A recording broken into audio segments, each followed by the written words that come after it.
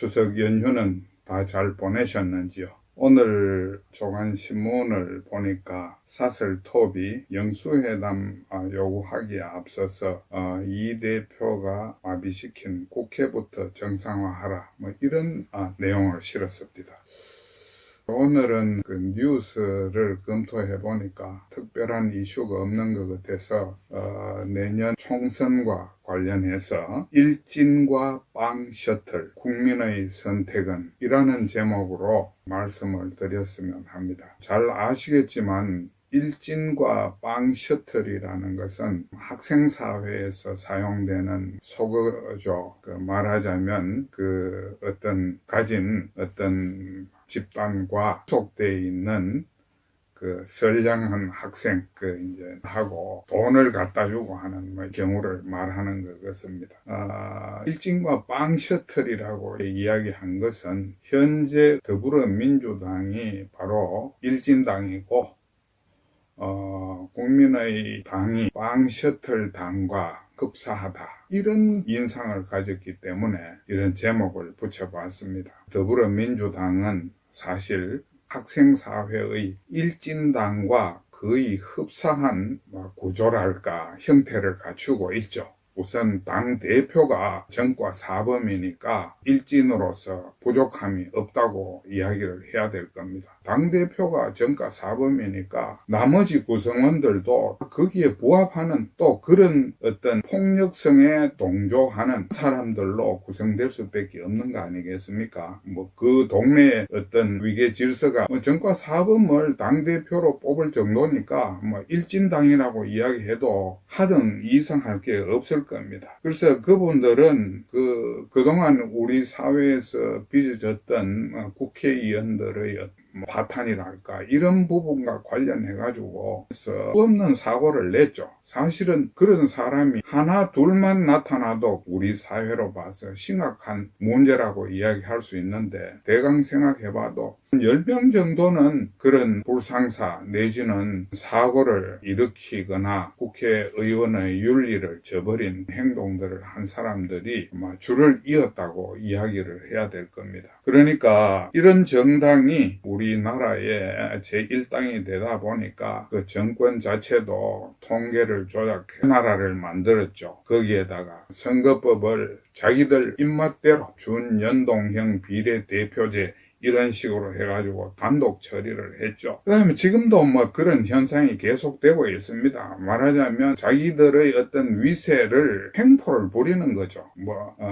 국무총리 도 없이 해임하고 지금 대법원장도 별다른 이유도 없이 안 맞다 이런 식으로 이야기를 하면서 결국 말하자면 국정을 뒤집어 놓는 학급으로 이야기하자면 학급의 질서를 완전히 무너뜨리고 있는 거죠. 근데 일진정당에서 보여준 최근의 행태 중에 하나는 원내대표란 분 그렇게 허망하게 순간적으로 그냥 잘려버리더라고요. 파리 목숨 아닙니까? 그동안 더불어민주당 소속의 사람들이 저질렀던 일, 죽어나간 사람들 이런 것들이 전부 일진당에 어울리는 면모를 보여주고 있다. 그래서 저는 참 부끄럽게 생각합니다. 이런 정당이 우리나라의 제1당이 됐다는 것은 아마 우리나라 헌정사에서 처음 있는 일이 아닌가. 적어도 당대표가 전과 사범인 경우는 생각하기가 참 어려운 것 같습니다. 근데 문제는 정당이 서로 상호작용을 하면서 어떤 식으로 경제 세력 내지는 대척점에서 있는 정당의 역할을 해주느냐는 건데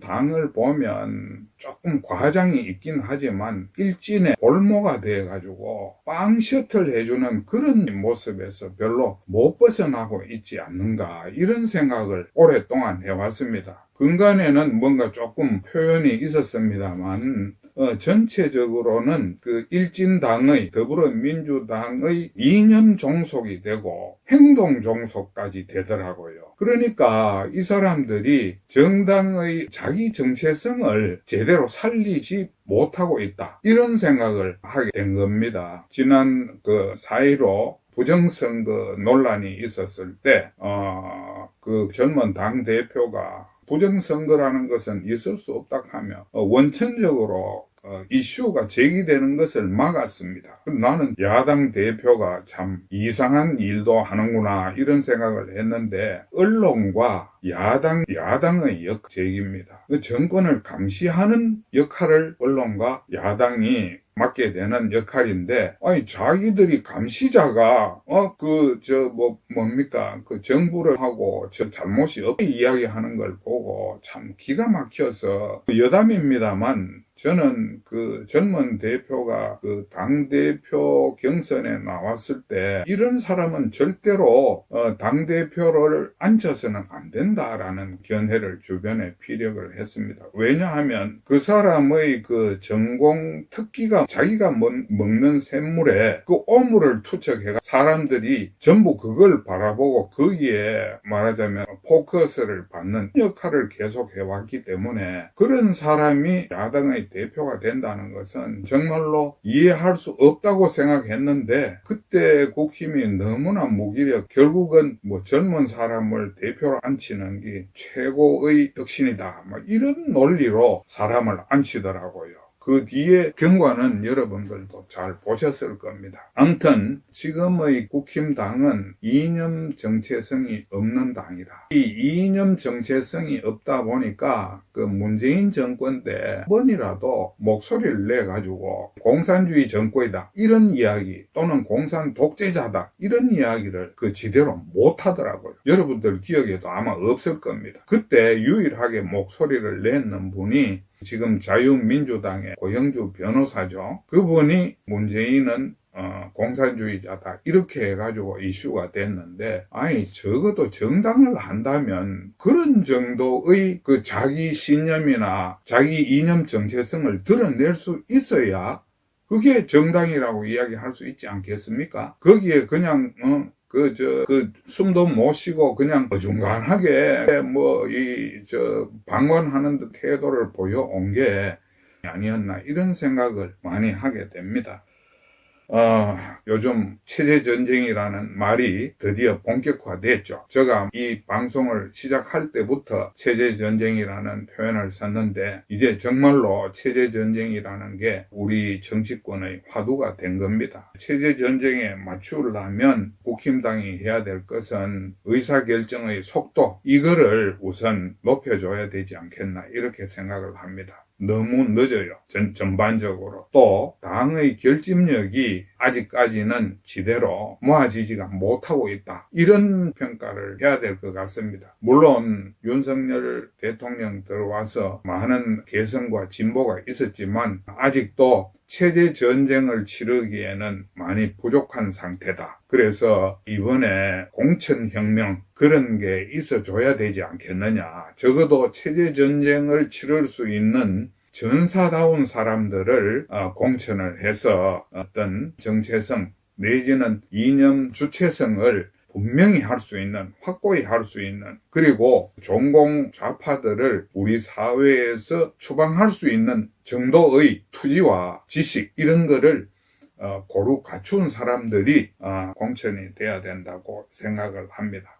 그리고 제가 대구에 있는 사람이기 때문에 한마디를 하자면 대구가 보수의 심장이다 이런 식으로 이야기하는데 솔직히 말해서 국민의힘 당에 대해서 별로 호감을 가지는 건 아니죠. 다만 더불어민주당이 워낙 험악한 짓을 많이 하고 또 그 국민들에 대한 가학성이 심하죠. 또 독재 성향이라든지 종공 성향이라든지 이런 것들을 민주주의의 본령이 아니라고 생각하기 때문에 그 사람들을 지지 못하는 것이지 국힘당이 좋아서 지지하는 것은 아니라고 생각을 합니다. 그리고 영남에서 국힘당 의원이 5이 됐다는 것은 별로 의미가 없습니다. 농담 삼아 이야기하자면 저 같은 사람도 내보내면 당선될 가능성이 70-80%는 될 겁니다. 왜냐? 더불어민주당에 대한 이념 정체성에서 전혀 용납이 안 되기 때문에 그래서 이쪽에서 다선한다는 것은 자랑으로 내세울 것도 아닙니다. 제가 생각할 때는 국힘에서 공천을 하려면 영남에서는 초선만 남기면 돼요.